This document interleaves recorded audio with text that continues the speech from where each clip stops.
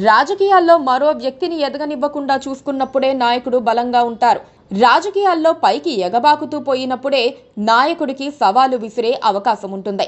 తెలంగాణ రాజకీయాల్లో ఇప్పుడు ఆ రెండంశాలు చర్చనీయాంశమే అవుతున్నాయి. సీఎం రేవంత్ రెడ్డి గట్టిగా లేకపోతే ప్రత్యర్థులు రెచ్చిపోతారని ఆయనకు కూడా తెలుసు. రేవంత్ను దాటుకుపోతేనే తనకు ముఖ్యమంత్రి పదవి వస్తుందని డిప్యూటీ సీఎం మల్లు బట్టి విక్రమార్క అర్థం చేసుకున్నారు. దాంతో ఇప్పుడు సీఎం ఆయన డిప్యూటీ మధ్య పెద్ద వార్ నడుస్తోంది. ఈ క్రమంలో బట్టిని ఆ పదవి నుంచి తప్పించేందుకు రేవంత్ వర్గం పెద్ద స్కెచ్చే వేసింది. ఢిల్లీలో పావులు కదపడం కూడా పూర్తయిందని చెబుతున్నారు.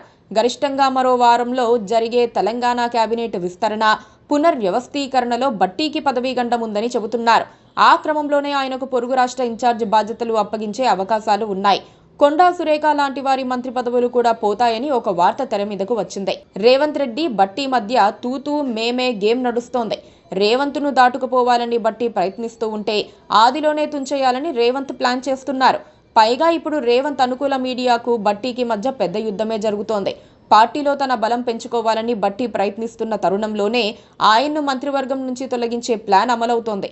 ప్రస్తుత స్పీకర్ గడ్డం ప్రసాద్ కుమార్ కు మంత్రి పదవి ఇచ్చి ఆయన స్థానంలో బట్టిని కూర్చోబెట్టేందుకు పావులు కదుపుతున్నారని చెబుతున్నారు. ఆ సంగతి తెలిసి బట్టి నేరుగా ఢిల్లీ వెళ్లి రాహుల్ గాంధీ వద్ద లాబింగ్ చేశారు. అక్కడ పాచిక పారకపోవడంతో ఆయన మౌనం వహించారని చెబుతున్నారు. ఒకవేళ స్పీకర్ పదవి దక్కకపోతే బట్టికి ఏఐసీసీ కార్యదర్శి పదవి ఇచ్చి మహారాష్ట్ర ఇన్ఛార్జిని చేస్తారని కూడా ఒక వార్త ప్రచారంలో ఉంది. సీఎం రేవంత్ వద్ద ఉన్న శాఖల తగ్గింపుకు కూడా చర్యలు తీసుకుంటున్నారు. హోం, పోలీస్ శాఖను వైద్య ఆరోగ్య శాఖ మంత్రి దామోదర రాజనరసింహకు అప్పగించే అవకాశం ఉంది.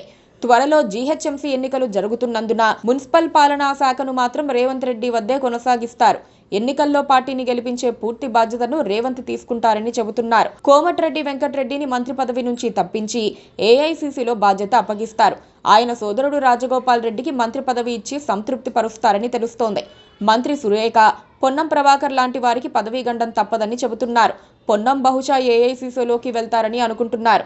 జూపల్లి కృష్ణారావు పరిస్థితి కూడా డౌటేనని చెబుతున్నారు. రెవెన్యూ మంత్రి పొంగులేటి శ్రీనివాసరెడ్డి శాఖ కూడా మారుతుంది. బీసీలకు మరింత ప్రాతినిధ్యం కల్పించాలనే డిమాండ్ క్రమంగా పెరుగుతోంది. రాష్ట్ర జనాభాలో బీసీలు అధిక సంఖ్యలో ఉన్నప్పటికీ కేబినెట్లో ప్రాతినిధ్యం తక్కువగానే ఉందన్న భావన కాంగ్రెస్ వర్గాల్లో నెలకొంది. బీసీలకు మంత్రి పదవి కేటాయిస్తే ప్రభుత్వ విప్ ఆది శ్రీనివాస్ ముందు వరుసలో ఉన్నట్లు సమాచారం. మున్నూరు కాపు సామాజిక వర్గానికి ప్రాతినిధ్యం కల్పించే కోణంలో ఆయన పేరును పరిశీలిస్తున్నట్లు తెలుస్తోంది. పీసీసీ అధ్యక్షుడు మహేష్ కుమార్ గౌడ్కు కూడా మంత్రి పదవి దక్కొచ్చు. ఆశావహులు ఎక్కువ మంది ఉండటంతో ఎవరికి పదవి వస్తుందో కూడా చెప్పడం కష్టమే.